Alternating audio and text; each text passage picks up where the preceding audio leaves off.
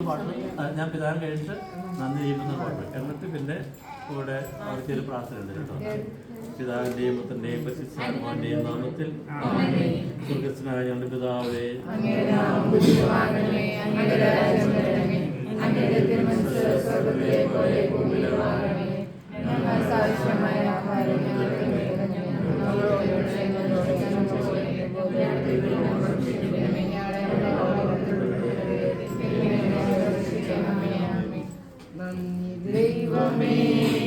നന്ദി ദൈവമേ,